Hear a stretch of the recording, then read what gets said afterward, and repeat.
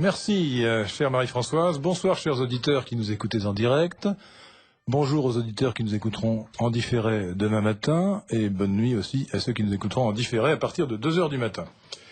Eh bien, j'ai le plaisir et l'honneur de recevoir, pour cette première partie de notre émission, Pierre Brunel, professeur de lettres classiques à la Sorbonne, et Xavier Martin, professeur des universités, historien des idées politiques, écrivain. Et nous allons parler de Voltaire, puisque nous allons consacrer cette première partie de l'émission au livre de Xavier Martin, Voltaire méconnu, aspect caché de l'humanisme des Lumières, 1750-1800, qui est paru, je crois, tout récemment. Oui, il y a une petite année.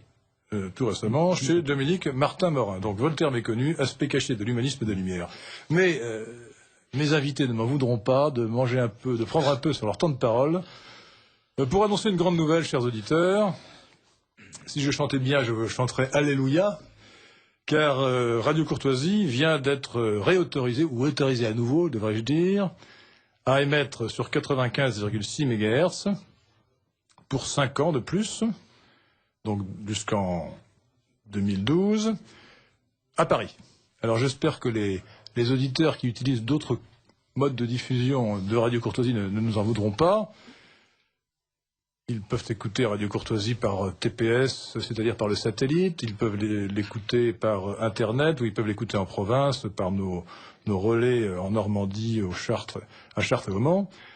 Mais Radio Courtoisie a une fréquence historique, et elle ne pourrait pas vivre sans cette fréquence historique qui représente aujourd'hui encore l'essentiel de son auditorat, le plus grand nombre de ses auditeurs. Nous avions eu en 1987 une première autorisation. Radio Courtoisie a cette année 20 ans. Elle va atteindre 20 ans exactement le 7 novembre prochain, le 7 novembre 2007. En 1992, nouvelle autorisation, donc, et en 1995 et en 1997, il y a eu simplement une reconduction. Donc aujourd'hui, l'appel à candidature qui a eu lieu en 2007 nous a permis d'obtenir cette nouvelle autorisation, et de cette manière, la succession de Jean Ferret est assurée.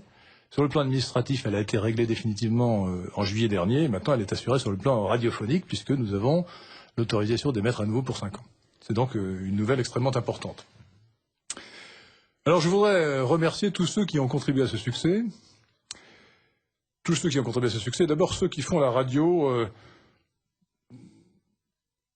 qui sont en premier lieu les techniciens, notamment Franck, qui fait cette émission ce soir, Benoît, que vous avez entendu auparavant, et puis Sandrine, dont vous avez entendu la voix dans la ritournelle qui vous rappelle les longueurs d'onde de la radio, Virginie, Claudio et les autres. Et puis, je crois que c'est l'occasion aussi de remercier notre déléguée administrative, Paola Brinster, qui était responsable du dossier de candidature, et qui l'a porté avec succès au Comité technique radiophonique de Paris, puis au CSA. Et donc, grâce à elle, ce dossier a pu être accepté par l'autorité dite de tutelle, le CSA, le Conseil supérieur de l'audiovisuel. J'associe à ces remerciements mes collègues du conseil d'administration, et d'abord Didier Roy et Philippe Varlet, que les auditeurs ne connaissent pas beaucoup, il faut le dire, parce qu'ils s'occupent de l'administration de la radio,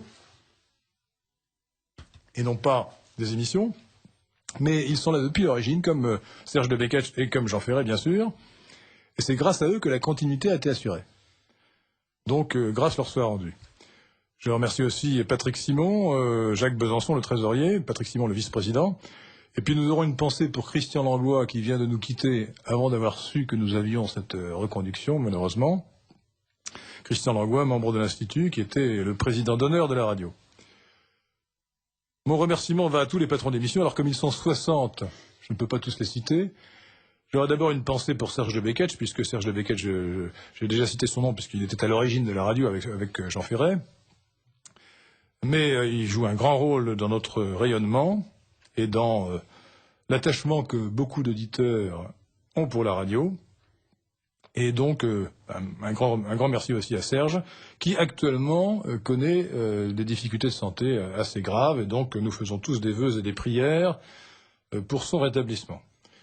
Et puis j'en citerai quelques-uns quand même, dont j'ai envie de dire le nom, Yannick Urien, qui est aussi un des fondateurs de la radio. il y a 20 ans. Et c'est pour ça que son émission s'appelle les pionniers de la bande FM, puisque avant même la radio Courtoisie en 1987, il était à Radio Solidarité. Feu Radio Solidarité qui a, je ne sais pas si vous vous souvenez, Pierre Bonnel de Radio Solidarité qui a existé avant Radio Courtoisie. Et d'ailleurs, le nom officiel de l'association qui émet, sous le nom de Radio Courtoisie, c'est Comité de défense des auditeurs de Radio Solidarité. Jean Ferret n'avait jamais voulu changer ce nom historique, qui effectivement ne répond plus à grand-chose. Il n'y a plus de Radio Solidarité, donc il ne faut plus défendre Radio Solidarité. Mais comme on est assez conservateur à Radio Courtoisie, eh bien, personne ne s'étonnera, n'est-ce pas, Marie-Françoise, que nous ayons gardé ce nom historique. J'entends parfois Radio Courtoisie désignée par le nom de Radio Solidarité. Il y a encore des gens, effectivement, qui mélangent les deux. Ouais. Et donc, Yannick Urien était là à l'origine, dans Radio Solidarité, avec Serge de Beketch, avec Jean Ferret. Et ils ont porté sur les fonds baptismaux, Radio Courtoisie, l'association d'abord, CDARS, dont j'ai parlé, Comité de défense des auditeurs de Radio Solidarité, et ensuite Radio Courtoisie, avec une première autorisation en 1987 de ce qui était à l'époque la CNCL. Ça nous ramène à une époque ancienne, c'était l'époque 87, c'était Mitterrand. Hein, non, c'était la cohabitation, c'était la première cohabitation, donc c'était Chirac comme Premier ministre, oui, Mitterrand président. Et la Commission nationale de la communication et des libertés, me semble-t-il, qui a été remplacée par le Conseil supérieur de l'audiovisuel, qui délivre donc les autorisations. Je voudrais aussi associer à ces remerciements Daniel Amiche, Dominique Paoli et Lidwinelli, parce que Daniel Amiche vient souvent dans mon émission et surtout supplée souvent Serge de Beketch dans l'émission du mercredi soir. Et Dominique Paoli et Lidwinelli me font la grâce parfois, lorsque j'ai un empêchement, d'assurer l'émission du lundi soir à ma place. Et puis, nous avons, n'est-ce pas, Marie-Françoise, une magnifique équipe de bénévoles dont vous faites partie, hein. Alors comme assistante, mais tous ces bénévoles qui se succèdent dans le secrétariat sont indispensables au fonctionnement de la radio, et sous la houlette de Yolande, eh bien tout cela marche fort bien, et c'est à elle que vous parlez quand vous téléphonez à la radio pour passer vos messages. Merci à cette belle équipe de bénévoles. Et puis, merci évidemment aussi dans cette litanie religieuse de remerciements. Merci à tous les auditeurs qui nous écoutent et qui nous soutiennent par leurs cotisations, par leurs dons.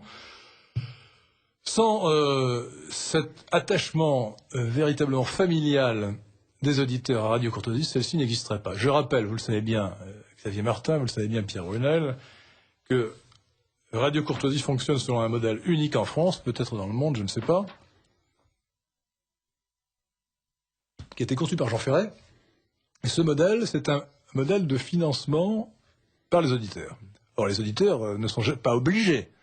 Ce n'est pas une radio cryptée, il n'y a pas d'abonnement, c'est simplement leur bon cœur, leur esprit de solidarité, on peut dire, ou de générosité, leur affection pour Radio Courtoisie, leur sens civique qui leur fait comprendre l'importance de cette radio, qui les amène à la soutenir. Donc, Radio Courtoisie, on le dit assez, mais on ne le dit pas assez, n'a aucune ressource publicitaire, aucune subvention. Elle ne vit que des dons de ses auditeurs ou de ses cotisations, ou de leurs cotisations. Autrement dit, la radio instituée par Jean Ferret est un miracle permanent puisqu'elle repose sur la confiance indéfiniment renouvelée des auditeurs. C'est superbe d'une certaine manière. Hein. C'est superbe que nous ayons autant d'auditeurs qui nous permettent quand même de réunir pour notre fonctionnement 800 000 € chaque année. Ce qui est loin d'être négligeable, je crois.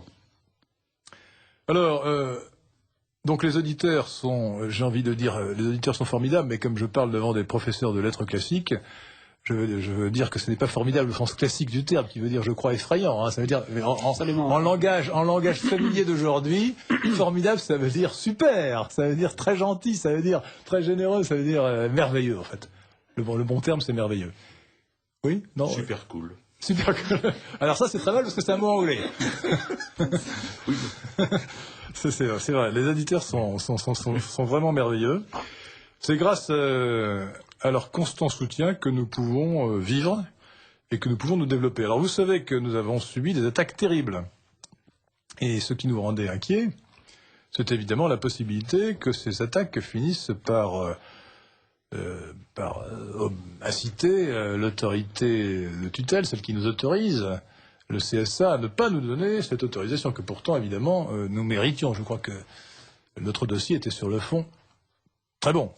Non seulement parce que nous émettions depuis 20 ans, mais aussi parce que, je crois qu'on peut le dire, nous recevons des personnalités de grande qualité, et notamment ce soir, messieurs les professeurs, et je crois que personne ne peut contester la contribution que Radio Courtoisie apporte à la liberté d'expression et à l'enrichissement culturel et politique de la France. Mais les forces se sont déchaînées contre nous. Alors Jean Ferret aimait parler des officines, c'est un terme qu'il avait lancé, mais qui répond à une réalité. Une officine, c'est une espèce de petit groupe obscur de gens vils qui, bassement dans l'obscurité, montent des coups, lancent des campagnes de calomnie pour essayer de faire du mal. Eh bien bon, Radio Courtoisie, grâce à Jean Ferret, a survécu à toutes les officines, et puis bon, nous avons pris la succession à partir d'août 2006, lorsqu'il est devenu malade, il est mort le 10 octobre dernier, et nous avons résisté aux officines, et notamment une nouvelle officine de sycophantes particulièrement pernicieux, qui s'est lancée dans une campagne de calomnie abjecte, mais incroyable, incroyable. Je veux dire que ça dépasse toute mesure. Si j'en avais le temps et le talent, j'écrirais peut-être un opuscule pour montrer à quel point des gens peuvent, par méchanceté pure, tomber dans l'abjection. Et alors, cette officine, qui a donc recruté quelques renégats, est devenue d'autant plus dangereuse qu'elle s'est trouvée un allié dans une radio concurrente, Radio Néo, qui était soutenue par le Parti communiste. Et elle était aussi soutenue, et toujours soutenue, par un journal qui se dit catholique et qui se dit national, et qui n'est, à mon avis, ni l'un ni l'autre. Et j'ai d'ailleurs reçu le 10 août dernier une lettre que jusqu'à présent je n'avais pas lue, et dont je vais vous faire part, chers auditeurs. C'est une dame de Paris 15e qui nous écrit. Et d'ailleurs, c'est curieux qu'elle arrive à capter Radio Courtoisie dans le 15e, parce que le 15e arrondissement, c'est la zone d'ombre. C'est que la Tour Eiffel fait une ombre sur le 15e arrondissement, et que, en général, les gens qui habitent ce quartier de Paris, cet arrondissement de Paris, ont du mal à avoir Radio Courtoisie par les ondes hertziennes. Alors peut-être qu'elle nous écoute sur TPS, je n'en sais rien. En tout cas, elle nous dit ceci, cette dame charmante. C'est avec plaisir que je vous adresse un chèque de 62 €, qui correspond au montant de l'abonnement à un journal catholique, entre guillemets, comme l'a qualifié M. Delesquin dans sa dernière émission, entre parenthèses, abonnement non renouvelé, vous l'aurez compris. Merci à M. Delesquin et à tous les patrons d'émission. Voilà ce que dit cette dame. Donc ce journal dit catholique et dit national mène une action de destruction contre une radio qui, elle, est vraiment nationale et qui comporte, bien qu'elle ne soit pas confessionnelle, une composante catholique évidente et pas seulement le dimanche. Et son directeur, d'ailleurs, je le sais, est lié à des intérêts discutables. Et puis, maintenant, il y a eu, après cette affaire de Radio Néo, une connexion qui s'est établie entre cette officine de sycophantes et le Parti communiste et la Ligue communiste révolutionnaire qui ont essayé d'obtenir la dénonciation de notre autorisation d'émettre. Voilà où nous en étions. Alors, nous avons réussi à surmonter toutes les difficultés grâce au soutien des auditeurs, notamment grâce au soutien financier des auditeurs, parce que nous avions une dette qui était utilisée par nos adversaires comme argument pour que l'on nous refusât l'autorisation. Parce que quand une association demande une autorisation d'émettre, eh bien, elle doit établir sa stabilité, sa capacité à maintenir à flot, à faire fonctionner la radio. Alors, évidemment, nous pouvions dire, nous l'avons toujours fait fonctionner de bonne manière, mais on disait oui, mais ils sont endettés, ils sont au bord de la faillite, etc. Alors nous n'étions absolument pas au bord de la faillite, la situation de la radio n'était pas du tout épouvantable. C'est vrai que nous avions une dette, et grâce aux appels que nous avons lancés à l'antenne, eh bien nous avons pu éponger cette dette en 2 mois. Et aujourd'hui, nous pouvons repartir d'un bon pied vers un avenir souriant, pour employer une formule éculée, mais qui en l'occurrence est fort applicable. Alors quel est cet avenir ? Cet avenir, eh bien, j'espère d'ailleurs, Pierre Brunel, que vous y participerez de manière encore plus étroite qu'en venant comme invité à des émissions. Bien, et cet avenir, ça consiste en fait à toujours, évidemment, s'efforcer d'améliorer, de faire toujours mieux à l'antenne, bien entendu, faire toujours de meilleures émissions, mais ça consiste aussi à développer et rénover la radio. Alors, développer la radio, c'est bien sûr obtenir des autorisations d'émettre en province, c'est obtenir une liaison satellite autres supplémentaires. C'est développer le site Internet et la liaison Internet. Enfin, nous avons beaucoup de projets dans ce domaine. Il faut que les auditeurs sachent que tous les Français devraient avoir... Enfin, on peut dire que les Français ont droit à Radio Courtoisie d'une certaine manière. Il faut que le Radio Courtoisie puisse avoir des relais un peu partout en province. Mais financièrement, c'est très coûteux. C'est pour ça que Jean Ferret, qui était bien conscient évidemment de cette nécessité, a été obligé de mettre le frein. Parce que c'est coûteux. Et dans la mesure où les finances de la radio étaient acrobatiques, enfin pas acrobatiques, mais difficiles, eh bien, il préférait renoncer. Il faut comprendre que le coût d'émission est à peu près le même partout, quel que soit le nombre des auditeurs. Et en revanche, les recettes que donnent les auditeurs supplémentaires sont évidemment très inférieures à Cherbourg par rapport à Paris, alors que le coût d'émission est à peu près le même. D'autre part, lorsqu'on crée un nouvel émetteur, pendant plusieurs années, on n'a pas encore beaucoup d'auditeurs, parce qu'avant que les gens connaissent la radio, il faut une montée en puissance.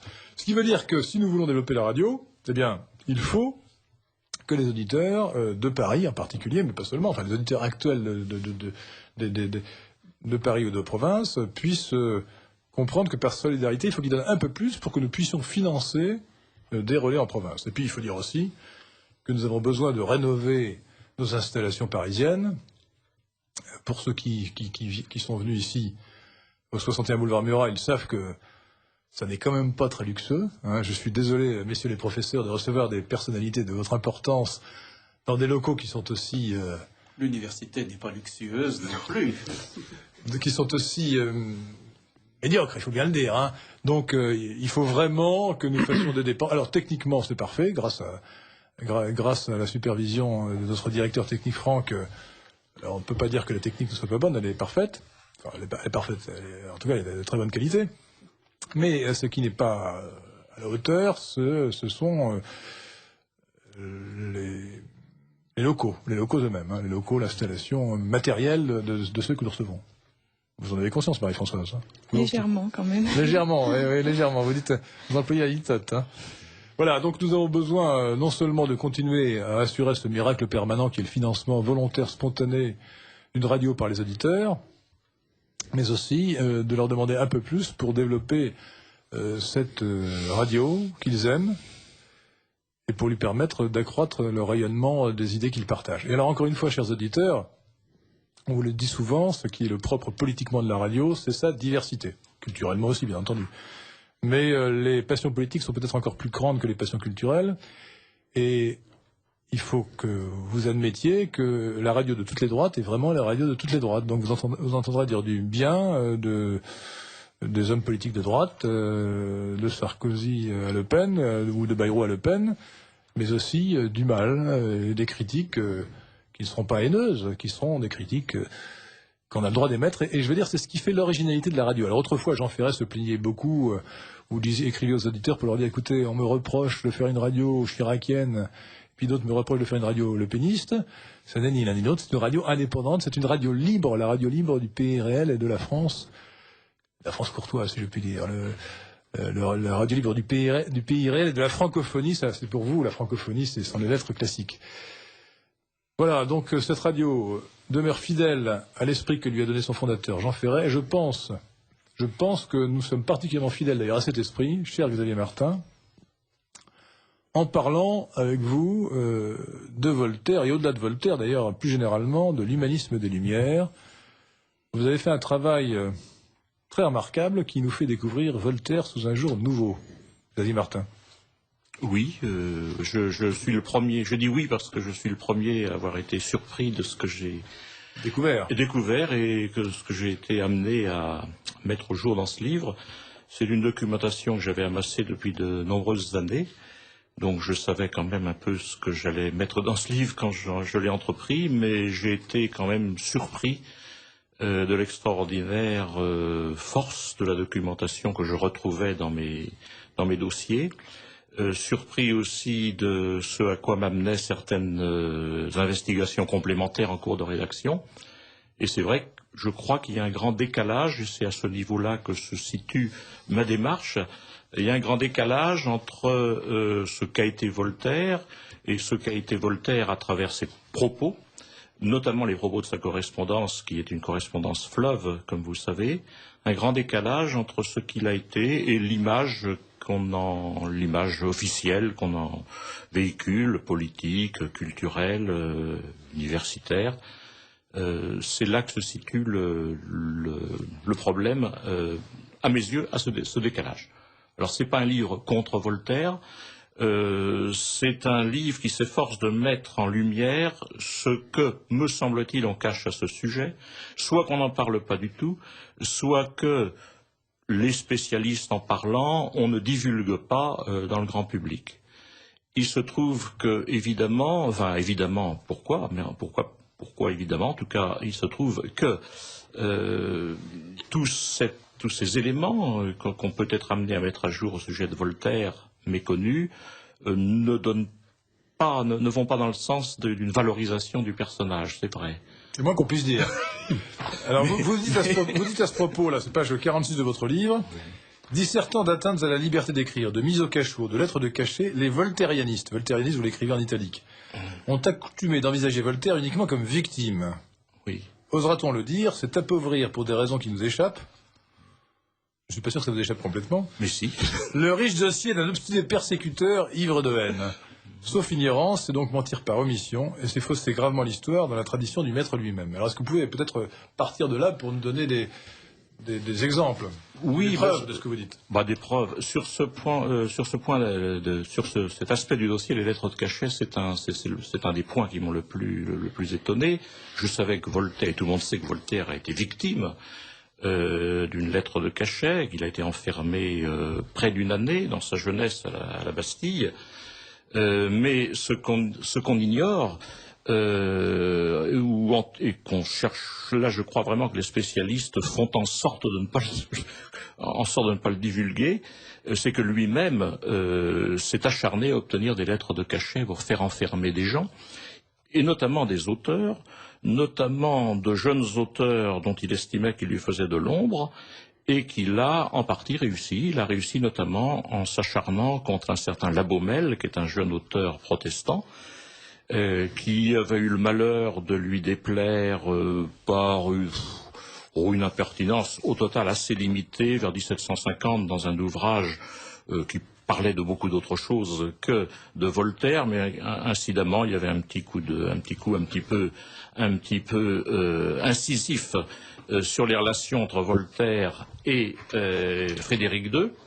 Et Voltaire ne lui a jamais pardonné, il s'est acharné contre lui, il a usé du fait qu'il était huguenot pour augmenter ses chances de le faire enfermer. Il dit que c'est un petit misérable échappé des Cévennes.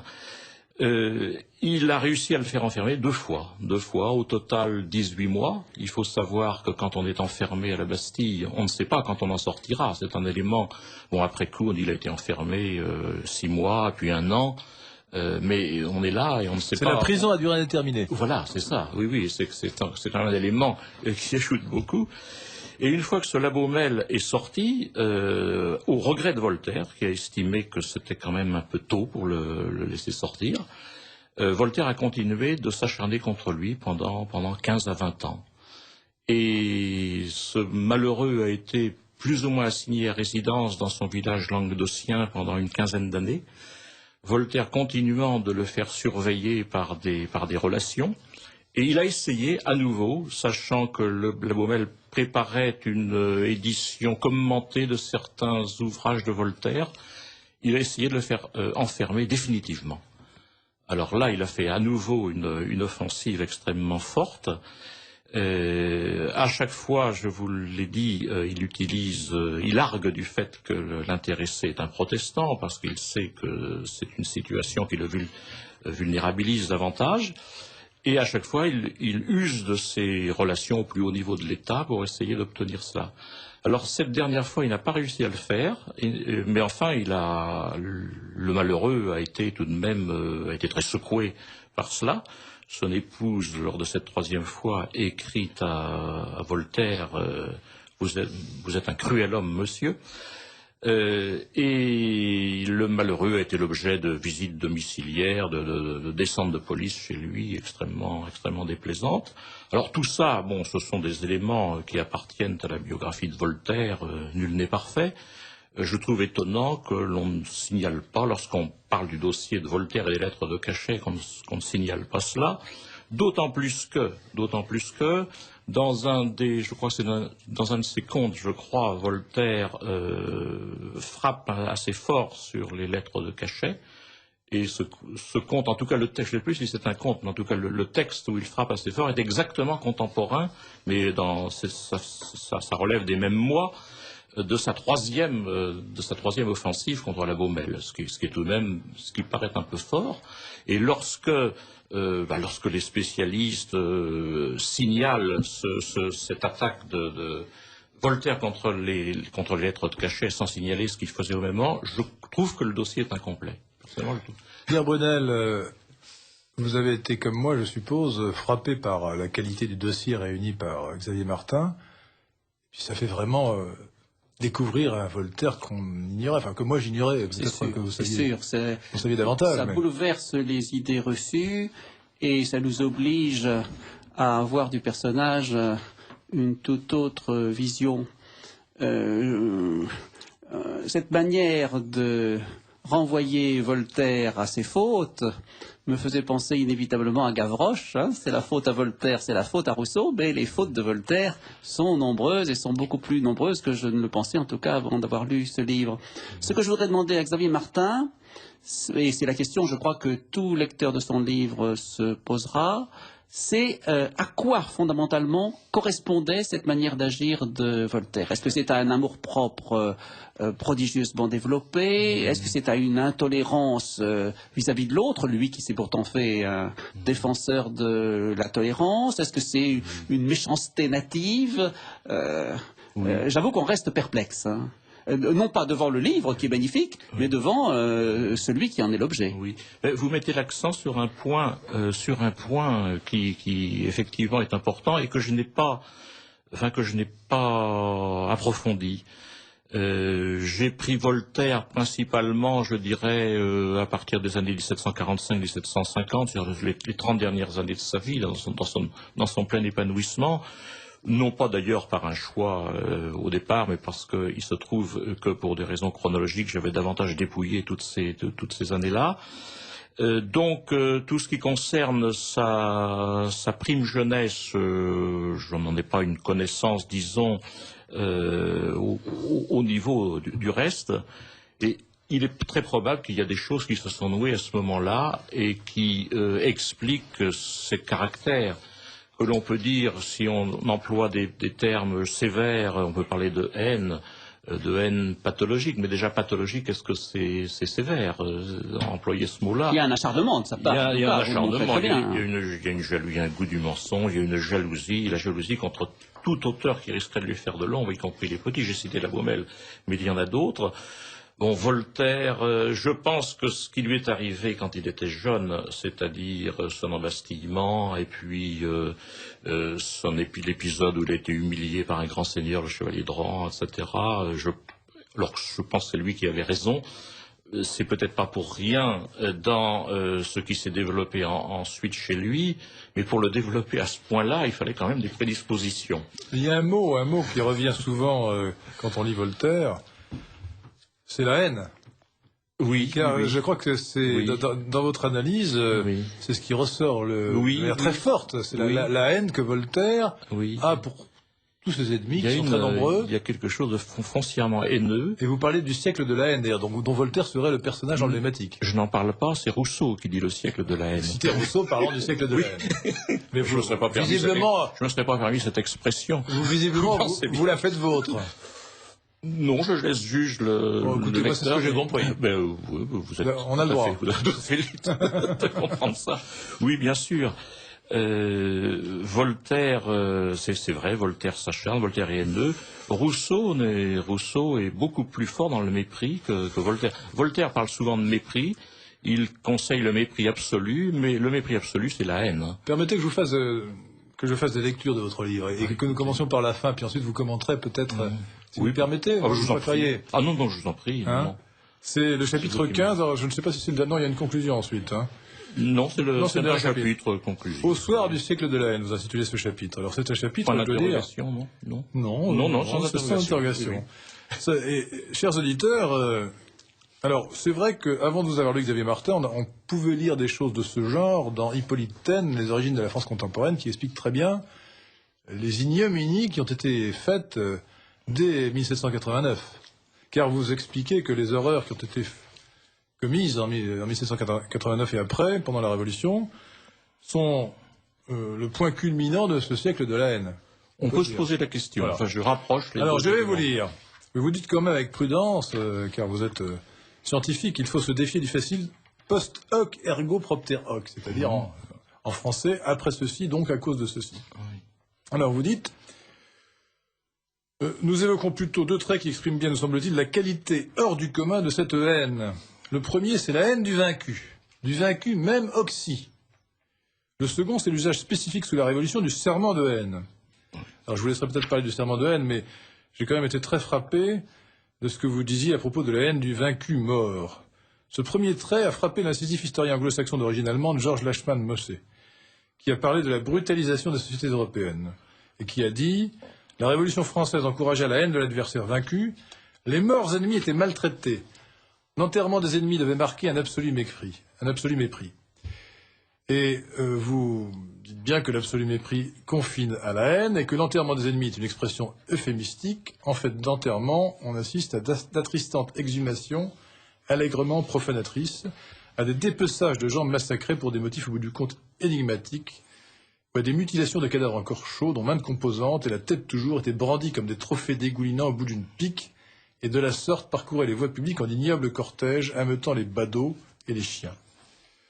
Au cœur de juillet 1789, le gouverneur de la Bastille et les invalides employés comme garde de la forteresse, mais aussi le prévôt des marchands Flessel, en quelque sorte le maire de Paris, ont subi notoirement cet outrage. De même, le cortège qui, bientôt en octobre 1789, ramène la famille royale de Versailles à Paris est ouvert par des têtes de garde ainsi fichées sanguinolentes. Les spectateurs étaient contents. À l'origine, la tête sanglante est présentée de préférence à la famille ou aux amis, que l'on invite avec instance à l'embrasser sous les moqueries et commentaires impertinents de citoyens en belle humeur. Le 22 juillet 1789, l'intendant de Paris, Berthier de Sauvigny, donne ainsi l'accolade au chef ensanglanté de son beau-père, au chef ensanglanté, chers auditeurs, vous avez compris, la tête ensanglantée de son beau-père, Joseph Foulon, septuagénaire, que la foule a pendu après une longue torture et aussitôt voué à l'équarrissage.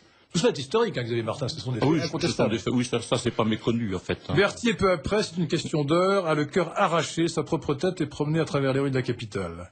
Un témoin oculaire indique à chaud, dans la nuit même, encore ému, qu'on portait des lambeaux de sa chair au bout des épées, des piques, des baïonnettes. Lors de la journée du premier prairial, 20 mai 1795, la tête du député Ferraud, fraîchement tranchée dans l'enceinte même de l'Assemblée, est présentée par dérision au président de l'Assemblée, Boissy d'Anglas. Et puis, vous expliquez que lorsqu'on parle du folklore presque bon enfant de la Révolution, évidemment, on est assez loin de la réalité. L'Américain Maurice, bientôt ambassadeur de son pays en France, relate la séquence post-mortem du supplice arbitraire d'un boulanger parisien trop vite oxy par pendaison. Le pauvre boulanger a été décapité selon l'usage est en italique, et porté en triomphe à travers les rues. On dit que sa femme est morte d'horreur quand on lui eut présenté la tête de son mari au bout d'une perche.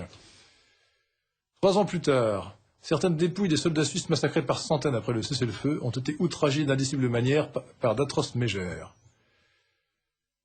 Ensuite, vous expliquez par exemple que la sauvagerie pathologique contre les morts est allée croissant.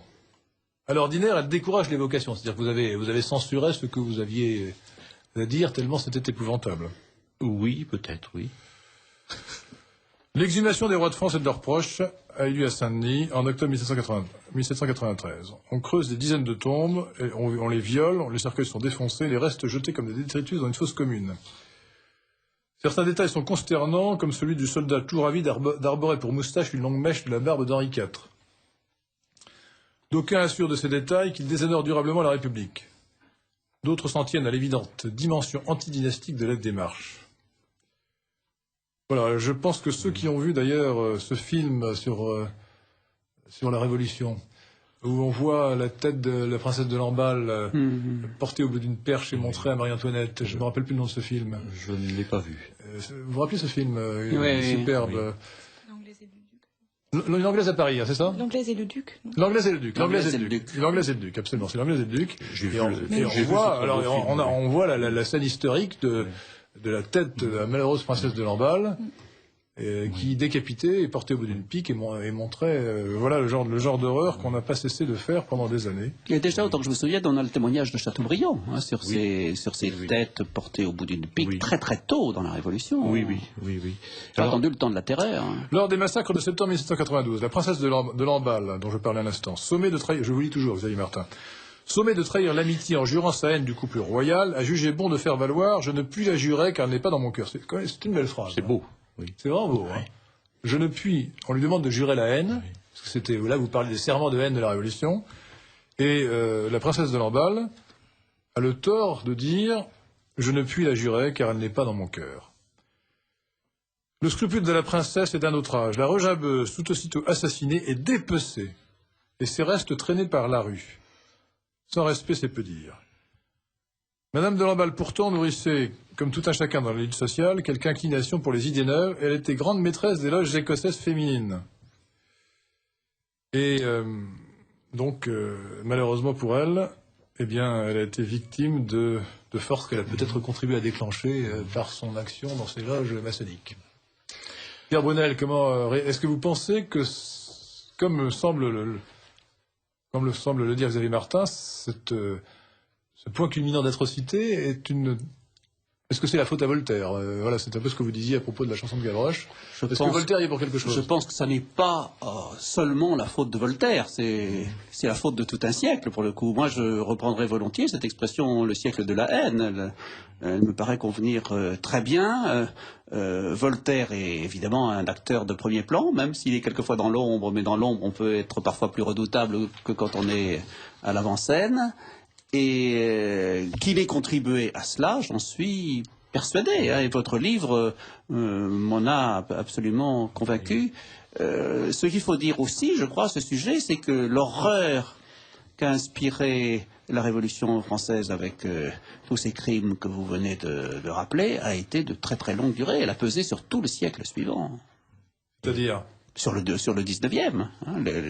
Les gens du 19e ont été hantés par ces horreurs de la Révolution. Je pense à Charles Nodier, par exemple, qui a été très fortement marqué par cela, dont le père était membre d'un tribunal révolutionnaire, ou même président d'un tribunal révolutionnaire, et qui a assisté à des exécutions. Oui, mais au XXe siècle, on a l'impression qu'on a refoulé les horreurs. Parce qu'au XXe siècle, on a peut-être eu d'autres horreurs qui ont fini par submerger les précédentes. Xavier Martin. Oui, alors j'ai rapproché ces horreurs révolutionnaires. Je les ai amenées dans le dossier Voltaire parce que j'étais très frappé de deux choses. La première chose, c'est que Voltaire a justement cette haine du mort, cette haine de l'ennemi mort, et ça a beaucoup frappé ses proches, non seulement ses contemporains, mais ses proches, qui le lui ont reproché, et parfois qui le lui ont reproché très vertement. Celui qui le lui reproche le plus vertement étant Frédéric II, que certains proches un peu ambigus, mais enfin leur lien tout de même est tout de même au total extrêmement fort. Et lorsque j'ai lu tardivement sous la plume de cet historien britannique George Moss que la Révolution, à ses yeux, ce qui caractérisait la Révolution française, c'était la haine de l'ennemi mort, je n'ai pas pu ne pas faire un rapprochement, et c'est pourquoi j'ai rapproché les deux faits dans mon dossier final. Bon, ce rapprochement ne prétend pas conclure. Je ne prétends pas que Voltaire soit le responsable automatique de toutes ces horreurs, bien sûr. Qu'il y ait un rapport entre l'atmosphère qu'il a contribué à alimenter, à créer peut-être et à alimenter en tout cas, et sous cela, j'aurais tendance assez fortement à le croire. Mais dire c'est la faute à Voltaire d'une manière, je dirais, géométrique. D'ailleurs, souvent les partisans outranciers de la Révolution, caricaturent ce qu'on peut dire de différent en résumant ça par cette formule, c'est la faute à Voltaire, c'est trop facile à dire, etc. Bon, je dirais pas, bien sûr, je ne fais pas mienne cette formule, d'autant plus qu'en l'occurrence, il s'agit d'essayer de comprendre plus que d'essayer de voir la faute. La dimension de la haine révolutionnaire, je pense que Voltaire n'y est pas pour rien. Le serment de haine, c'est l'autre élément. C'est extrêmement spectaculaire sous la Révolution. De temps en temps, il y a des serments de haine qui sont obligatoires. Alors un serment déjà obligatoire. Bon, le serment est obligatoire, serment de haine pour l'éternité. Expliquez ce que c'est qu'un serment de haine. Ben, un serment de haine. Je jure la haine à la royauté, par exemple. Oui, à la royauté, et pour haine éternelle. Alors, jurer la haine éternelle en plus à un concept comme ça, c'est quelque chose de pathologique. C'est quelque chose de pathologique. Enfin, il me semble. L'acharnement sur un mort, à coup sûr, c'est quelque chose de pathologique. Hein.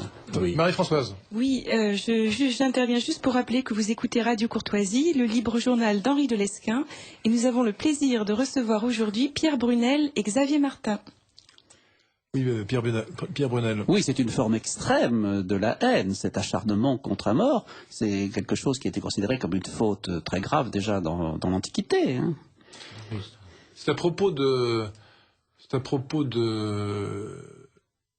Maupertuis, je crois, que vous en parlez.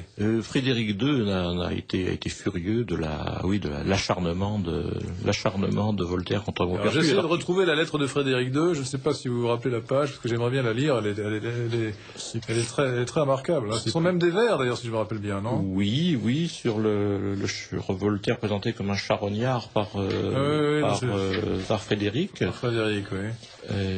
Écoutez, c'est page 315, je crois. Oui. Vous voulez le lire vous-même ou bien vous préférez non, vous pouvez le lire. Je peux dire un mot pour ça qu'on dise qui était Maupertuis.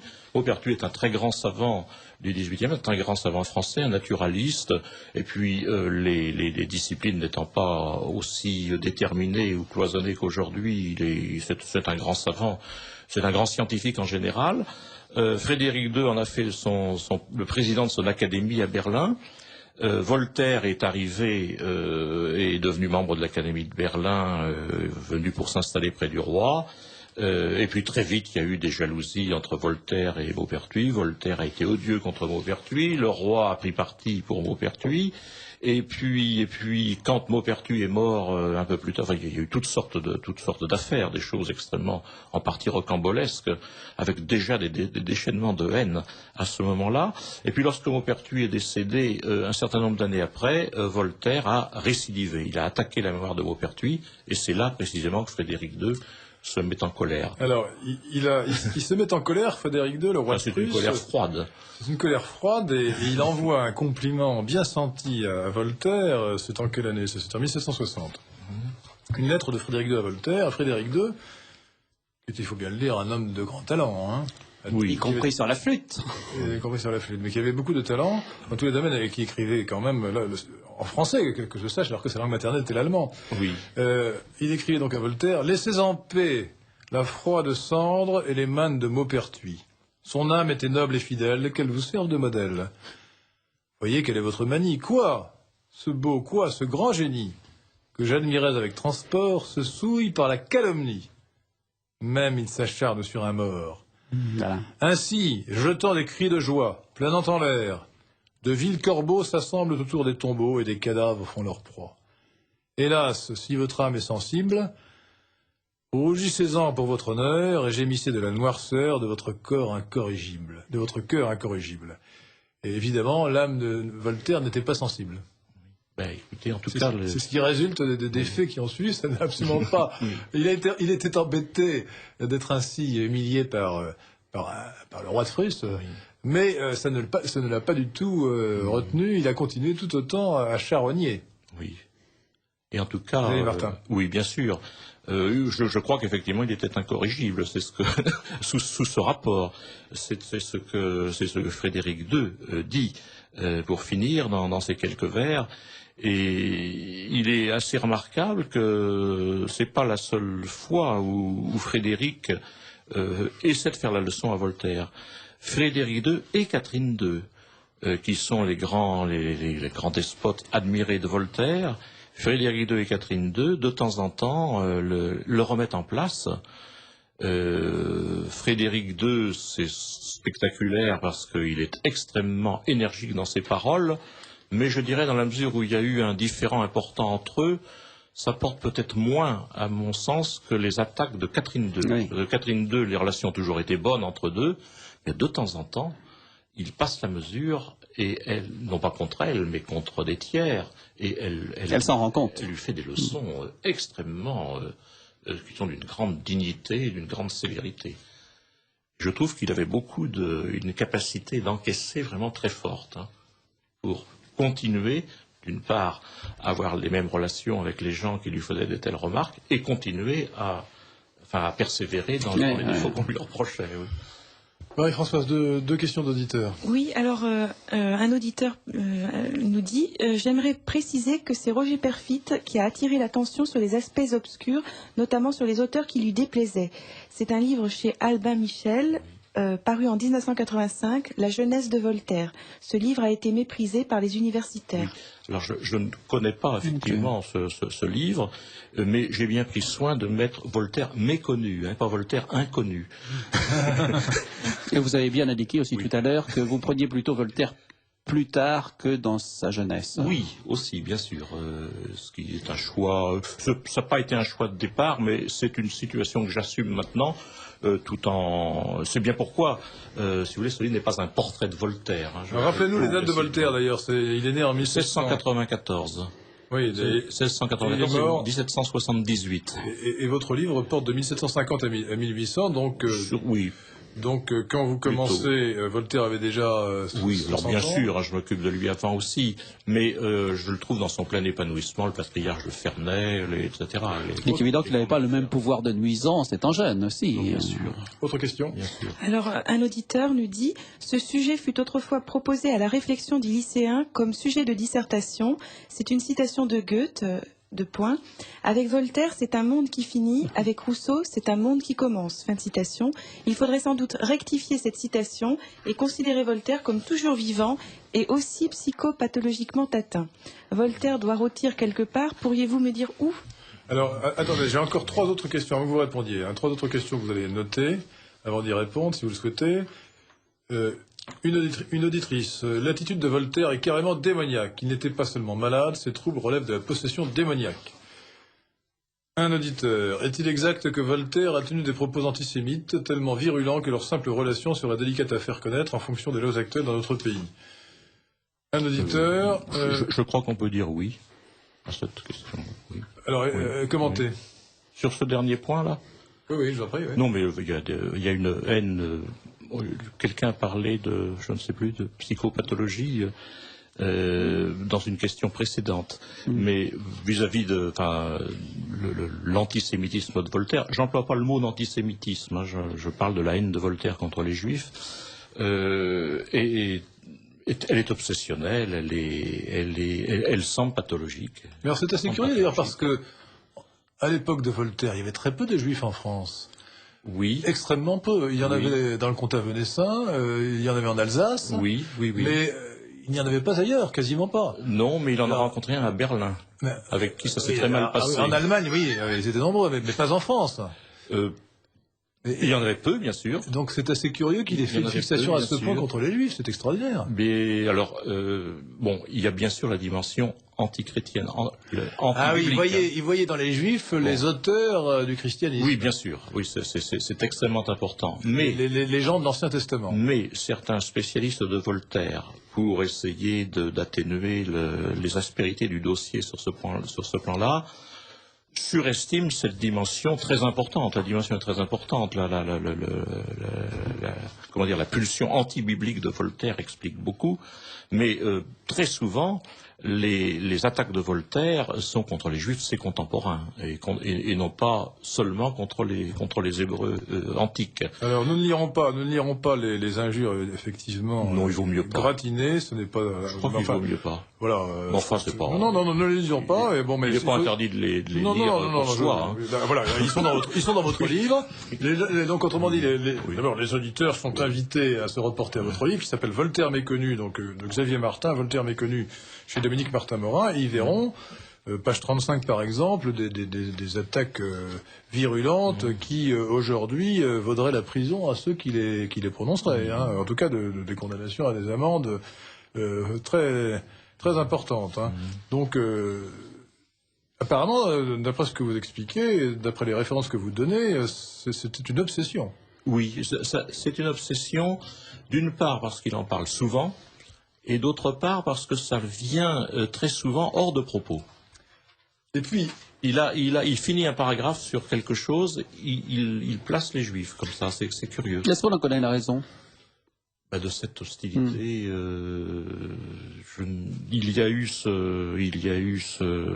y a au départ cette hostilité au christianisme. À la religion. Oui. Il a eu des mêlées extrêmement vifs à Berlin avec un financier ou joaillier, je ne sais plus si c'était. Alors, une question intéressante à ce propos d'un auditeur, Marie-Françoise. Oui, des islamistes ont interdit ou tenté de le faire, une pièce où il est question de Mahomet. Mais Voltaire n'a-t-il pas écrit Mahomet pour, en son temps, ne pas être soumis aux foudres cléricales? Son Mahomet, c'est un Mahomet ou l'imposteur, je crois. Oui, c'est une pièce contre le fanatisme religieux. Non, Mahomet ou le fanatisme. Oui, c'est ça, quelque chose comme ça, oui. Oui. C'est une pièce qui est contre le fanatisme religieux et qui en fait vise la religion existante dans la France de son temps et non pas l'islam en réalité. C'est un procédé pour atteindre le christianisme. Oui. Il attaque l'islam. Mais en l'occurrence, sa vraie cible, c'était bien ce qu'il appelait l'infâme religion catholique. Oui. L'infâme, parce que c'est l'infâme. Oui, mais d'accord. Oui. Islam, l'infâme, il faut qu'on n'ait pas très connaisseur de Voltaire. On ne sait pas que dans son esprit, c'est la religion catholique. Oui, alors c'est l'infâme superstition, sous-entendu, superstition renvoie à la religion. Alors, il faut bien catholique. dire en ce qui concerne donc la haine raciale de Voltaire qu'elle n'atteignait pas simplement les Juifs. Moi, vous parlez de son racisme anti-noir et à ce propos d'ailleurs, je pourrais vous livrer une anecdote qui m'avait beaucoup frappé. Une anecdote personnelle. Quand j'étais en première au lycée Van Vollenhoven à Dakar au Sénégal. Et à l'époque, évidemment, dans ma classe, il y avait une moitié de noirs, une moitié de blancs. Aujourd'hui, il y aurait 9/10 de noirs, je suppose. Et notre professeur de français, de lettres classiques, monsieur le professeur, dont j'ai oublié le nom, je dois dire, était une dame. Et cette dame avait épousé un Sénégalais, un noir. Bon. Et un jour, elle a éprouvé le besoin, nous étions tous, enfin moi j'étais très gêné, de nous lire un passage raciste de Voltaire. J'étais là à côté de mes camarades noirs, c'était extrêmement gênant, franchement. Et Voltaire expliquait le mépris qu'il avait pour ces gens qui avaient, je ne me rappelle plus exactement ce terme, vous ne citez pas ce passage, mais qui est un passage gratiné. Les noirs qui avaient des cheveux, je ne sais plus comment il le disait, enfin cotonneux, une peau huileuse et affreuse, un nez épaté et hideux. Enfin, donc c'était vraiment la haine à état pur, le préjugé, haineux dans toute sa splendeur. Enfin, c'était vraiment incroyable. Et alors, elle a fait ça pour démontrer comment les gars, dans son esprit, elle voulait, cette dame qui avait épousé un noir n'était pas suspect évidemment de haine raciale, et elle voulait simplement démontrer ce que le préjugé avait pu être en France, dans un esprit aussi éclairé à ses yeux que pouvait l'être Voltaire. Vous voyez, bien sûr. Cette dame était parfaitement imbue des idées voltairiennes au sens où on les entend habituellement, qui ne sont pas celles-là, et elle avait découvert ce texte et elle voulait montrer que... Je ne sais pas ce qu'elle voulait montrer en fait. Enfin, elle voulait faire de la provocation peut-être. Fallait-il que le préjugé soit fort pour que même Voltaire dise des choses comme ça. C'est ça. Seulement Voltaire est quand même celui qui. Je me rappelle comme d'un moment extrêmement gênant. Extrêmement gênant. Oui. Voltaire est celui qui a dit les choses les plus fortes à ce sujet-là. Parce qu'il y a une touche de méchanceté en plus dans la manière de le dire. Alors que pour d'autres, effectivement, les Noirs sont amis. On ne sait pas trop où ils sont entre les singes et les blancs. C'est une idée qui est assez répandue dans les Lumières, mais qui n'est pas nécessairement. Enfin, évidemment, c'est pas une bonne idée, mais c'est pas une idée forcément méchante. Franchement. Mais non, c'est technique. C'est technique. C'est technique, c'est présent. Refuser l'humanité à un être humain, ce n'est pas d'une charité chrétienne. Oui, mais si vous voulez, d'une générosité toute. Si vous voulez, les présupposés philosophiques amènent à ça. Il n'y a pas d'ailleurs de notion, l'humanité n'existe pas à proprement parler, il existe des êtres animés qu'on classe par ressemblance, et étant donné que ceux qui habitent loin, on peut avoir certaines excuses de ne pas les repérer vraiment très bien, parce qu'on en a des relations par des voyageurs qui ont plus ou moins fantasmé, etc. Si vous voulez, il n'y a pas de haine nécessairement chez certains des auteurs qui hésitent sur l'appartenance ou non des Noirs à l'humanité. Chez Voltaire, quand il s'empare du sujet, la haine s'y ajoute. C'est ce qui est spécifique, si vous voulez. C'est la haine, finalement, qui paraît l'élément fédérateur de la pensée de Voltaire, Pierre Brunel.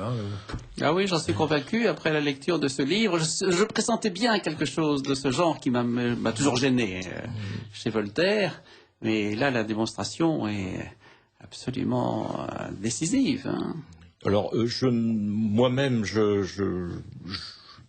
puisque vous abondez dans mon sens comme ça, peut-être faut-il nuancer, mais il est certain que ce qu'on cache de lui, et que j'ai essayé de mettre au jour, fait ressortir très fortement cette dimension. Avant de vous avoir lu, je mettais beaucoup de choses au compte de l'excès verbal. Pour prendre un exemple bien connu, sa haine à l'égard de Fréron. Jean Fréron, on retient ces vers, là d'ailleurs très piquants, et au fond d'un ballon, un serpent piqua à Jean Fréron. Mais quand on creuse, on s'aperçoit qu'il y a un déluge de termes plus haineux les uns que les autres pour cet adversaire. Et il y a une machine verbale qui se met en marche. Alors pour moi, c'était resté de l'ordre du verbal, mais vous montrez très bien que la source est beaucoup plus profonde et du coup que c'est beaucoup plus inquiétant et que dans l'ordre historique, ça a été aussi du coup plus pernicieux. Oui, parce que dans le excusez-moi, dans le cas de Fréron que j'ai vu de près, effectivement, il y a une haine. Les mots correspondent à une haine profonde. Vous écoutez Radio Courtoisie, le libre journal d'Henri de Lesquen. Nous recevons aujourd'hui Pierre Brunel et Xavier Martin. Alors oui, dans le cas de Fréron. Jean Fréron, un seul R. Enfin, deux R, oui, mais séparés. Fréron, qui était le grand adversaire de Voltaire et qui l'a traîné dans la boue. Oui, il s'est acharné contre lui avec des moyens. Rappelez-nous qui était Fréron. Fréron, c'est un journaliste. C'est un journaliste qui est il est très marqué de l'esprit des Lumières, comme la plupart des gens de son temps. Mais il a fait le critique littéraire, il a vu certains défauts de la cuirasse de Voltaire, il a pris plaisir un peu à le picoter, et l'autre. Autant que je me souvienne, il était l'héritier intellectuel de l'abbé d'Aubignac. Et alors, autant que je me souvienne. Et du coup, là, il y a une continuité là dans la haine de Voltaire qui se rapporte avec violence. Et Fréron est extrêmement talentueux. C'est ce que j'ai découvert en le lisant, un peu tardivement en rédigeant ce livre. Il est talentueux et il a des traits d'une virtuosité qu'on dirait un peu du Voltaire. Quand la statue de Voltaire quand Voltaire est sculpté par Pigalle, la réflexion de Fréron, il est d'une ressemblance à faire peur. C'est du grand Voltaire. Une ressemblance à faire peur. Pour moi, ce que Goethe dit de Voltaire est beaucoup plus méchant que tout ce que Voltaire a pu dire, parce que c'est véritablement enterrer Voltaire au profit de Rousseau, c'est reléguer Voltaire dans un passé désuet. À mon avis, cette phrase qu'on donnait effectivement à commenter en dissertation a une portée plus esthétique que philosophique. Et effectivement, Rousseau est bien plus avancé. Rappelez-nous cette phrase, je crois que c'est vous qui l'avez dit, Marie-Françoise. Avec Voltaire, c'est un monde qui finit. Avec Rousseau, c'est un monde qui commence. Pour Goethe, évidemment, la Nouvelle Héloïse, tout ça, c'était beaucoup plus proche des romans qu'il écrivait lui-même que ne l'étaient les contes de Voltaire. Mais c'est vrai pour la littérature. Est-ce que c'est vrai pour la politique? Est-ce que c'est vrai pour l'évolution historique? Je pense que comme toutes ces formules, et ces formules qui se prêtent bien à la dissertation, c'est intéressant et ça peut permettre de démarrer une discussion. Oui, mais je pense que ça règle pas le problème. C'est le clinquant de la formule.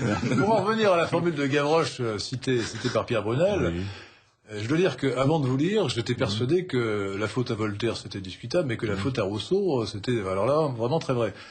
J'ai même, avec mes amis du Club de l'Horloge, écrit un livre qui s'appelle La politique du vivant, où on parle de Rousseau, et vraiment, les théories du contrat social ont eu une grande influence sur la Révolution, donc aussi sur les erreurs de la Révolution.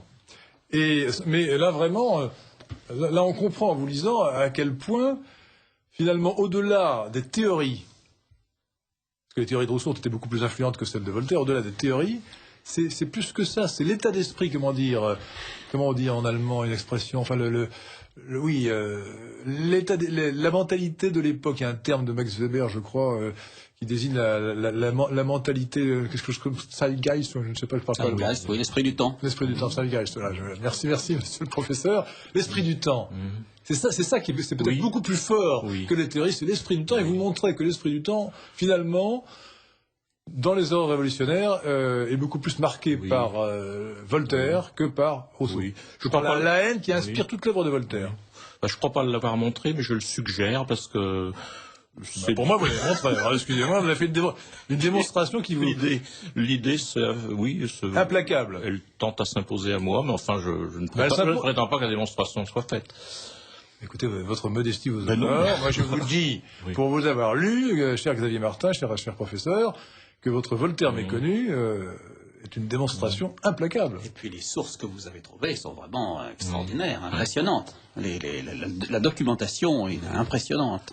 Alors, est-ce qu'on ne va pas nous dire, oui, mais alors vous parlez uniquement d'un aspect de Voltaire, est-ce que ça n'est pas injuste? Est-ce que, alors, on peut répondre évidemment que beaucoup d'autres ont parlé, ont glorifié Voltaire. Est-ce que ça veut dire que vous méconnaissez le talent de Voltaire? Non. Le talent littéraire, le talent de toute nature. Je le méconnais d'autant moins que, à le lire beaucoup, j'ai été souvent émerveillé de sa manière d'écrire. C'est vrai qu'il a une façon, sous une apparente simplicité, et une réelle simplicité, il a un don...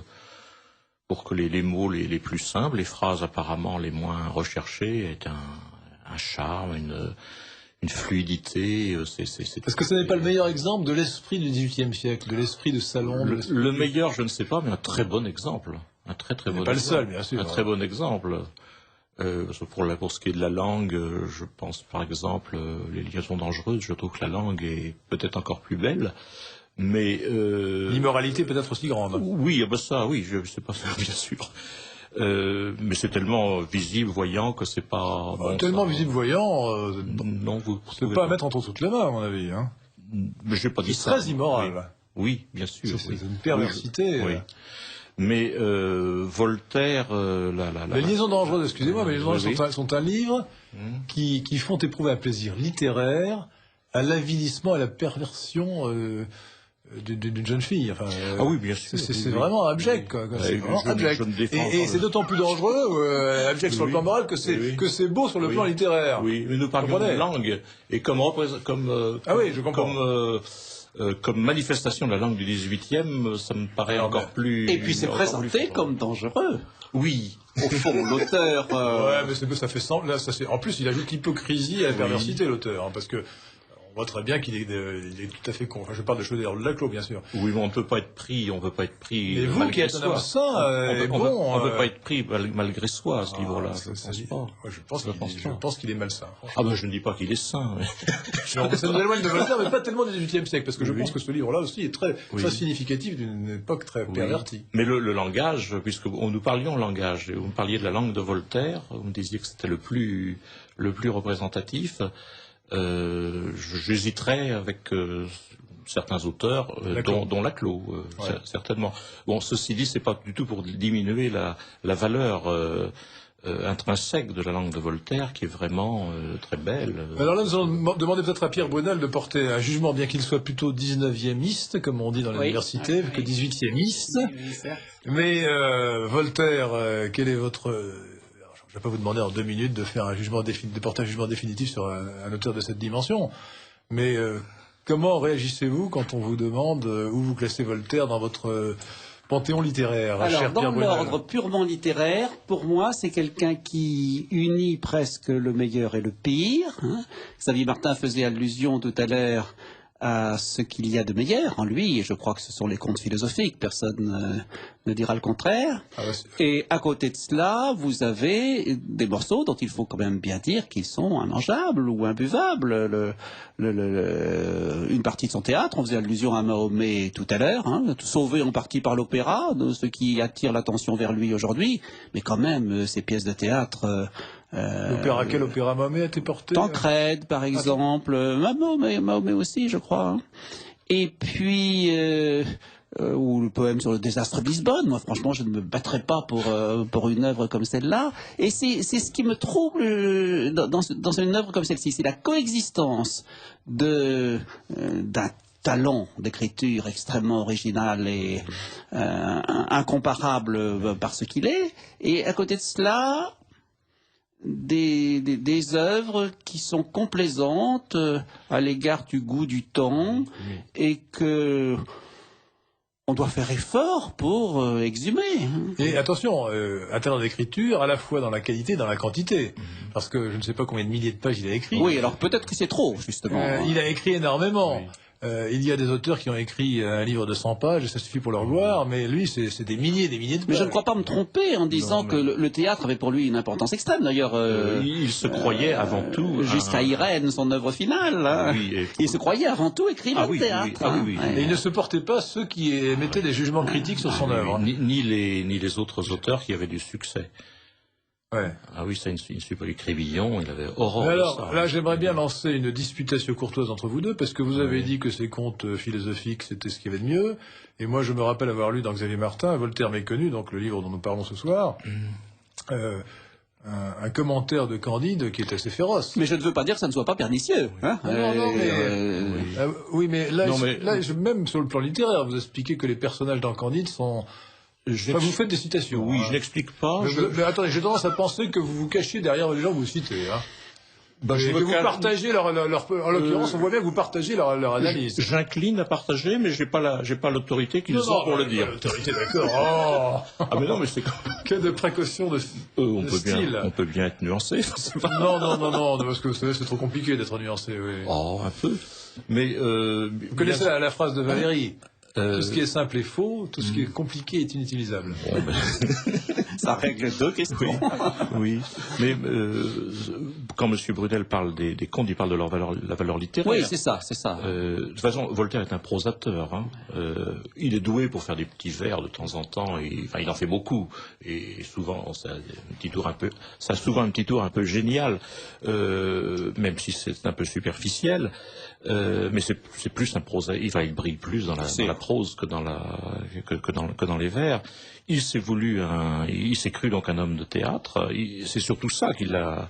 Il s'est vu au niveau de Corneille et Racine, et plutôt Racine que Corneille, etc. Alors pour ce qui est des contes, il n'était pas à ce niveau. Non. La postérité sur ce plan, certainement pas, non. Et il faut dire que c'est un niveau très élevé. Le plus élevé d'ailleurs. Il en souffrirait, il en aurait souffert de cet échec sous ce rapport-là, parce qu'il y attachait une très grande importance. Et il vient après dans tous les sens du terme. Alors pour ce qui est notamment Candide, effectivement, quelqu'un qui connaît mieux Candide que moi a dit des choses sévères sur Candide. Rappelez-le. De mémoire. Que c'est une espèce d'abaissement permanent de l'homme, de la condition humaine, à travers des scènes de dérision qui s'enchaînent d'une manière absurde. C'est féroce, c'est juste. Oui. Hein, c'est féroce. Alors, mais pourquoi ce rabaissement pourquoi cette obsession de rabaisser toujours? On peut toujours se poser cette question. Moi, j'en parle à propos du fameux nègre de Suriname. Oui. Il est tout de même extrêmement spectaculaire que cette page sur le nègre de Suriname, qui, mutilé, etc., dit « c'est à ce prix que vous mangez du sucre en Europe ». Eh bien, cette page a été écrite et publiée dans les mois même où Voltaire s'inquiète auprès de son homme d'affaires des arrivages de sucre. il craint qu'on ait une pénurie de sucre parce qu'on manque de nègres dans les sucreries. Enfin, c'est dans ces lettres. Il y a 3 lettres à ce sujet-là, ce homme d'affaires. Bon, quand on rapproche ça, c'est vraiment dans les mois, je vous dis, de l'écriture et de l'apparition de Candide, on voit quand même Candide sous un jour différent. Enfin, on ne peut pas ne pas. Et à côté de cela, la morale finale est courte. Hein. Oui, Je me rappelle, figurez-vous, avoir eu la page finale de Candide à l'oral du baccalauréat. Ah oui. Ça laisse des traces. Oui. Mais quand il s'installe à Ferney, il s'agit de sauvegarder certains droits. Le droit de l'époque était très complexe. Il s'agit de sauvegarder certains droits, et notamment des dîmes qui étaient attachées à la seigneurie de Ferney, bien que ce fût une seigneurie laïque. Et il dit dans une lettre: il faut cultiver notre jardin et surtout conserver nos dîmes. Ah oui, très bien. Mais je vous rassure, vous dites que le droit était très compliqué à l'époque. Il n'est pas aujourd'hui très simple. Franchement... Non, je le sais bien. Je vous assure que... Je le sais bien. Je pense qu'il y a même plus de textes de loi, de décrets, et d'arrêtés, de circulaires à déchiffrer et à comprendre aujourd'hui. Je me faisais moi-même une référence à un certain type de complexité féodo-seigneuriale qui n'existe plus. On a fait beaucoup mieux depuis. En plus, ça s'est superposé. C'est une complexité différente, mais je vous assure que la complexité aujourd'hui est vraiment bien supérieure à celle qu'on pouvait connaître à l'époque de Voltaire. Oui, alors, non, pour en venir à ce mot de Goethe à propos de Rousseau et de Voltaire, est-ce que ça n'est quand même pas très juste sur le plan littéraire, Pierre Brunel? C'est-à-dire que Rousseau annonce le romantisme alors que Voltaire finit le classicisme. Oui, c'est ce que Goethe voulait dire, à mon avis, profondément. Hein. C'est vrai, donc vous voyez... Rousseau était plus proche de lui, donc du moderne qu'il voulait être, que Voltaire. Oui.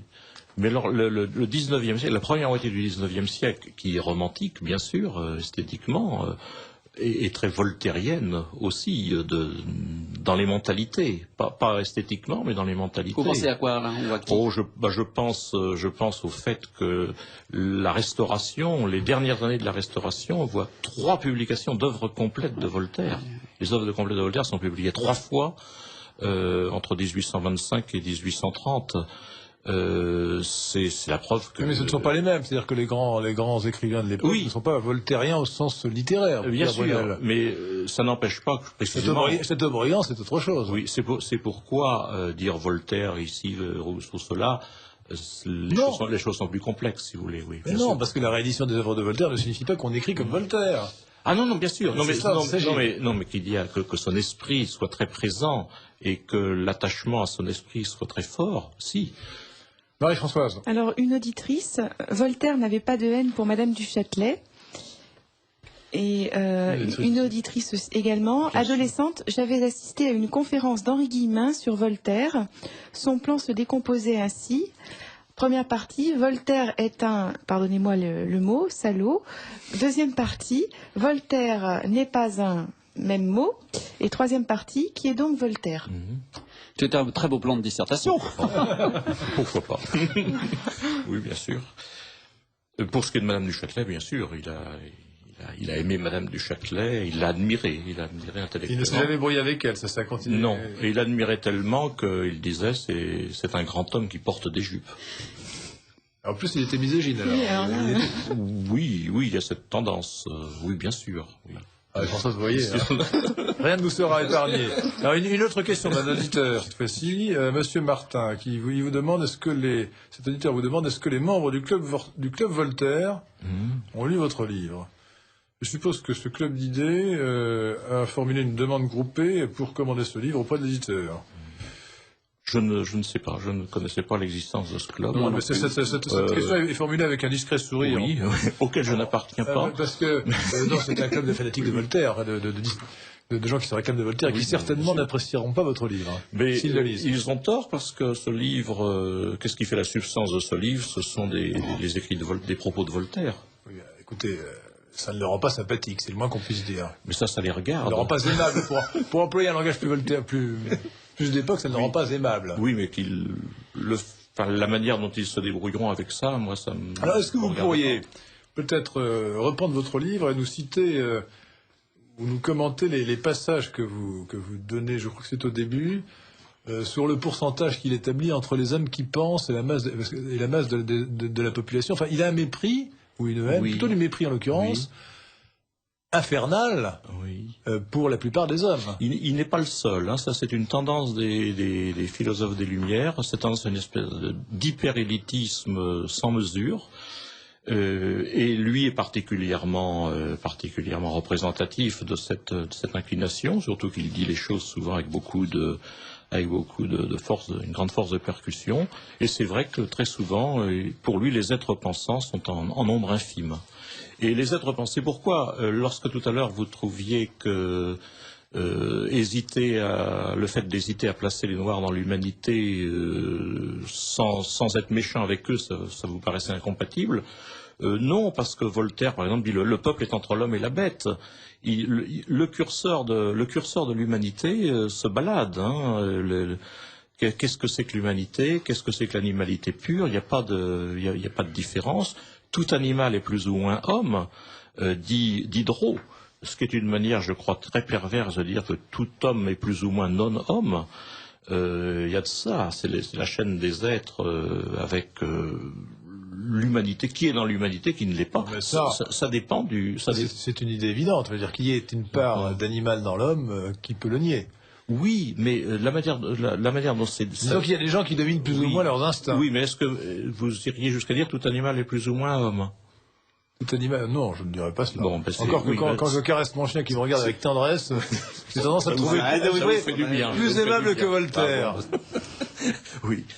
En tout cas, donc le fait qu'il y ait qu'un très petit nombre de gens, comment dit-il, les êtres pensants, est tout à fait dans la logique de cet hyper-élitisme. Alors il se donne des chiffres. Au début, où les premiers chiffres que j'en compte, c'est 1 sur 100, puis ça finit, et c'est beaucoup plus sévère, c'est 1 sur 1 million, ou je ne sais quoi à la fin. Ça va croissant. Et c'est tout à fait c'est tout à fait dans une logique qui n'est pas seulement la sienne, encore une fois, la haute société, la société, le petit nombre des gens qui pensent, qui goûtent le plaisir de se sentir d'une autre nature que les sots, c'est ce qu'il dit. C'est en nombre infime et il le répète. Il le répète même lorsqu'il ne le chiffre pas. Et parfois il le chiffre. Et oui, bien sûr. Et je vois quand Madame Denis, sa nièce, s'annonce à Ferney, et pour le rassurer, elle lui dit qu'elle arrive sans aucun être pensant. Elle aura seulement ses 3 laquais, ses 6 chevaux. Voilà. Donc, on est vraiment dans cette logique. C'est quand même extraordinaire qu'un auteur aussi méprisant du peuple puisse passer pour un aspirateur de la démocratie moderne. Oui, mais ça, c'est les grands miracles de la propagande. C'est l'effet de la révolution aussi. Oui, bien sûr. De l'idéologie révolutionnaire. Alors, vos statistiques, c'est au début de votre chapitre premier. C'est possible, oui. Alors, vous citez Voltaire qui parle de la multitude des bêtes brutes appelées hommes, comparée avec le petit nombre de ceux qui pensent. Elle est au moins dans la proportion de 100 à 1 chez beaucoup de nations. Donc 1% d'hommes qui pensent et 99% d'abrutis. C'est extrêmement aimable.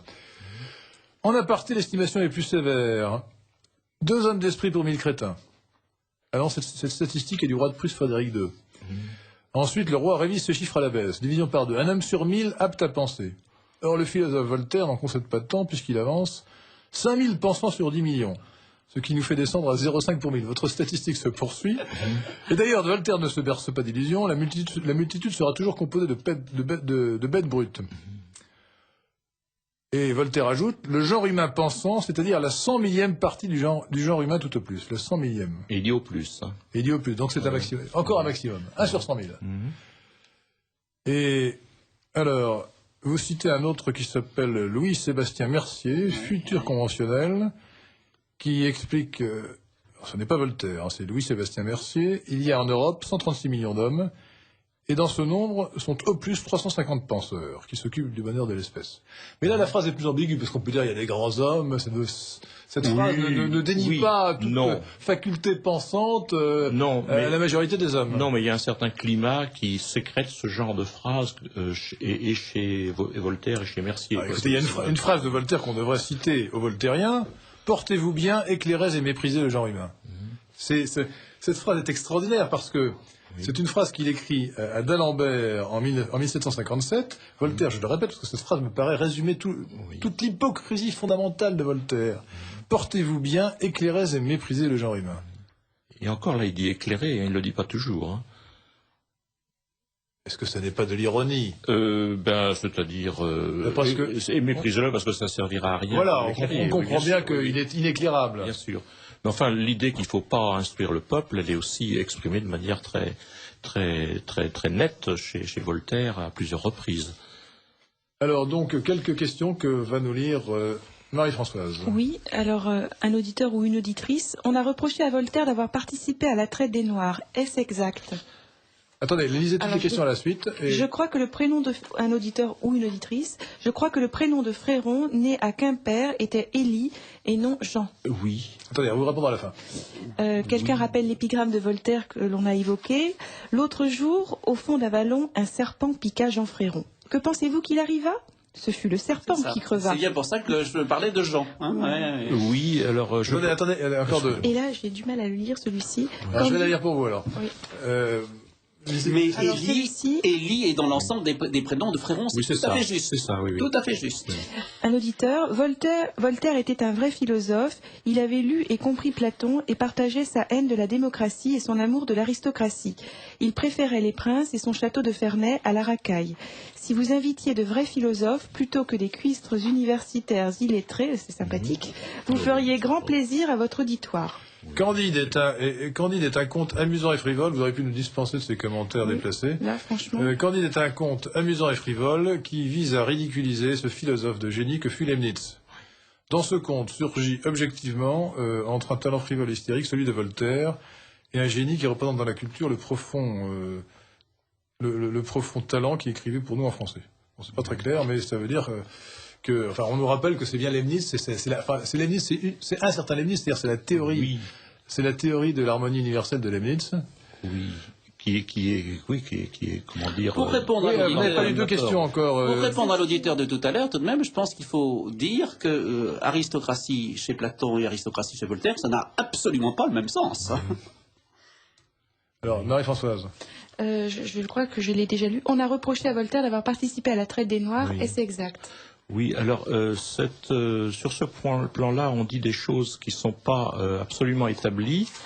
Ce qui est vrai, c'est qu'il avait des fonds énormes, il avait une fortune énorme, il avait un homme d'affaires qui s'occupait de gérer sa fortune, et il est certain qu'une partie de sa fortune a été investie dans la traite des Noirs. Mais ce n'était pas Voltaire personnellement qui le faisait. Il ne pouvait pas l'ignorer. C'est ce qu'on peut dire. En tout cas, il investissait son argent dans la traite. C'est-à-dire c'est pas lui qui décidait de l'investir dans la traite, mais il savait très bien que l'homme d'affaires à qui il le confiait ne pouvait pas faire autrement que d'en mettre une partie dans la traite. Il le savait. Je suppose que l'homme d'affaires lui rendait des comptes. Oui, mais la manière dont on le présente, souvent, c'est Voltaire investissait dans la traite. Il ne pouvait pas l'ignorer. C'est tout ce qu'on peut dire dans. Mais il s'occupait lui-même directement de la traite, qui était une occupation à part entière. Certainement. Et ce qui est important sur cette histoire de traite des Noirs, c'est ce que je disais tout à l'heure, que je ne vais pas répéter maintenant, là, sur le passage de Candide, sur le nègre sur Inam. Alors, il nous reste combien? 2 minutes, Franck? Il nous reste 3 minutes? 3 minutes? Oui, un auditeur nous dit qu'à son avis, l'autre auditeur qui a parlé du club Voltaire voulait parler du réseau Voltaire. Il est possible qu'il y ait aussi un réseau Voltaire. Enfin, il y a un réseau Voltaire, mais il n'est pas interdit de penser qu'il y avait aussi un club Voltaire. Mais je ne le connais pas. Un auditeur, Rivarol fut-il un vrai disciple de Voltaire? Alors écoutez, oui. Alors très rapidement, parce qu'il nous reste 2 minutes, je voudrais que vous donniez un mot de conclusion sur ce que vous retenez de Voltaire. Alors peut-être Pierre Brunel, et puis d'abord et ensuite Pierre Brunel. Alors, Eh bien, moi, ce que je voudrais dire, c'est que Voltaire méconnu. Ce titre pourrait inciter à penser qu'on connaît telle partie de son œuvre, qu'on ne connaît pas telle partie de son œuvre. En fait, c'est une façon de repenser l'œuvre de Voltaire, de la reconsidérer, de la réévaluer Et en cela, le livre de Xavier Martin me paraît fondamental et nécessaire. Xavier Martin, alors qu'est-ce que vous avez cherché à faire en écrivant ce livre? J'ai cherché à mettre au jour, je vous le dis, une documentation énorme que j'avais accumulée au fil de très nombreuses années de recherche qui n'étaient pas destinées à déboucher sur un livre sur Voltaire, qui est une enquête de grande ampleur sur les Lumières et la Révolution française. Et toutes ces choses qui m'ont paru insuffisamment connues, je les ai un peu mises en forme dans ce livre-là. Oui, alors je rappelle que ce livre, je dis parce que je n'ai pas encore eu l'occasion de le dire, que ce livre que vous avez publié, dont nous parlons aujourd'hui, dont nous venons de parler, Xavier Martin, Voltaire méconnu, aspect caché de l'humanisme des Lumières, publié chez Dominique Martin-Morin, et la suite en effet, plusieurs ouvrages que je vais citer, Nature humaine et Révolution française, du siècle des Lumières au Code Napoléon, publié aussi chez Dominique Martin-Morin, et puis chez le même éditeur, Sur les droits de l'homme et la Vendée, L'homme des droits de l'homme et sa compagne, sur le quotient intellectuel et affectif du bon sauvage, et, en 2003, La mythologie du Code Napoléon, au soubassement de la France moderne. Alors ce sont des livres fort intéressants aussi, Pierre Brunel, et je remercie Xavier Martin de nous avoir dispensé sa science ce soir. Je vous remercie beaucoup de m'avoir invité. Et je regrette qu'on n'ait pas parlé de la question sur Rivarol, qui est extrêmement intéressante. Écoutez, alors à ce moment-là, il vous reste 2 minutes, allez-y. Répondez. Tant pis, nous finirons sur Rivarol, qui était un... C'était pour saluer l'auditeur ou l'auditrice qui fait poser cette question. Rivarol, c'est très frappant. Bon, Rivarol, évidemment, a la réputation d'un écrivain contre-révolutionnaire, et il l'a été. Mais on est très frappé quand on lit Rivarol, après avoir lu beaucoup Voltaire, de voir qu'ils sont extrêmement proches l'un de l'autre. Rivarol, à quel point de vue? Rivarol est un esprit des Lumières. Beaucoup des choses qu'on a dites. Il n'est pas haineux comme Voltaire, c'est une différence essentielle. Mais par exemple, tout ce qu'on a dit sur l'homme, sur l'absence de nature humaine, l'absence de frontières entre l'homme et l'animalité, beaucoup de choses comme ça. Et puis cet esprit très. Alors, ne dites pas de mal de Rivarol, que nous aimons bien à Radio Courtoisie, parce que c'est la radio libre du PRL et de la francophonie. Mais j'en dis du bien. Dans mon esprit, j'en dis du bien. Quand vous l'amalgamez à Voltaire, après tout le mal que nous avons dit de Voltaire, non, parce que nous avons dit beaucoup de bien du style de Voltaire. Oui, d'accord, c'est ambigu. Écoutez, merci cher Pierre Brunel, merci cher Xavier Martin. Nous avons parlé de Voltaire, nous avons parlé de la philosophie ou de l'esprit dit des Lumières. Et nous terminons sur Rivarol, en rendant un hommage à Rivarol, qui est l'auteur de discours sur l'universalité de la langue française, et que l'on peut considérer comme l'un des pères spirituels de Radio Courtoisie. Vous écoutez Radio Courtoisie, la radio libre du pays réel et de la francophonie, programme national. À Paris sur 95,6 MHz, à Caen sur 100,6, à Chartres sur 104,5, à Cherbourg sur 87,8, au Havre sur 101,1, au Mans sur 98,8. Pour toute la France, l'Europe et l'Afrique du Nord sur le bouquet satellite TPS, et pour le monde entier sur notre site internet radiocourtoisie.net.